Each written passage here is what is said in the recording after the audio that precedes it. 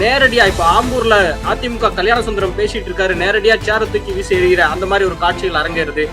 இன்னொரு பக்கம் நாதாக்காவை சேர்ந்த ஸ்ரீதர் பேசிட்டு இருந்தாரு, விடுதலை சிறுத்தைகள் வன்னியரசு அவர்கள் எதிர்த்தரப்புலன்னு பேசிட்டு இருந்தாரு. விமர்சனத்தை தாங்கிக் கொள்ள முடியாத ஒரு சிலர் உடனடியா ஸ்ரீதர் மேல செருப்படுத்து வீசுறாங்க.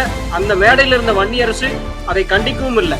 எங்க பெரியார் மீது முட்டைய வீசினதுதான் இந்த சமூகம். புரிஞ்சுக்குங்க, பெரியார் மீது வீசினவங்க புரியுதுங்களா? பெரியார் மீது செருப்பு வீசியிருக்காங்க, கலைஞர் மீது கள்ள கொண்டு எரிஞ்சிருக்காங்க. தெரிஞ்சுக்கங்க, எம்ஜிஆர் மீது முட்டையை வீசியிருக்காங்க. நீங்க அவங்க எல்லாம் சமூகத்தில் இருக்கிற வெகு மக்கள், நான் சொல்றது வீசிக்க தொண்டர்கள். பொற்படி ஆம்ஸ்ட்ராங் அவர்களுக்கு ஆபத்து இருக்கிறது, அவர்கள் சிறப்பாக களமாடுறாங்க, அடுத்தது அவங்க வரணும் அப்படின்னு வாழ்த்தி, அதே சமயம் ஆபத்து இருக்கு அப்படின்னு சொல்லிட்டு திருமாவளவன் எச்சரிக்கிறார். இப்படி ஒரு எச்சரிக்கையை ஆம்ஸ்ட்ராங்குக்கே அவர் செய்திருக்கலாமே அப்படின்னு கேட்கிறார். எங்க ஆம்ஸ்ட்ராங்கே பலமானவர் தானே, யார் அவர் இப்படி ஆவா நினைச்சோம்? இதுவுமே யாரும் நினைக்கலையே, பொற்கொடிக்கு இப்படி ஆகும்னு யாரும் நினைக்கலையே. திருமாவளவன் எப்படி சொல்றாரு? இல்ல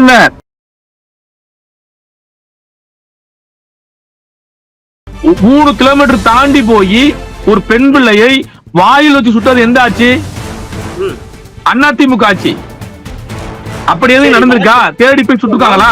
ஒரு போராட்டம் நடக்கும் போது அந்த போராட்டத்துக்கு நின்று துப்பாக்கியை சுட்டுருக்காங்களா இந்த ஆட்சி காவல்துறை? இல்ல, இப்ப இதே கேள்விய போன ஆட்சியில எடப்பாடி அவர்களோ அதிமுக சார்ந்தவங்களோ யாராவது இப்படி கேட்டிருந்தா அப்படி இருக்கும். தேடி போய் சுட்ட மாதிரி மாஞ்சோள படுகொலையா நாங்க நிகழ்த்தணும் அப்படின்னு கேட்டா எப்படி இருக்கும்? இப்படி ஒப்பிட்டு முடியுங்களா?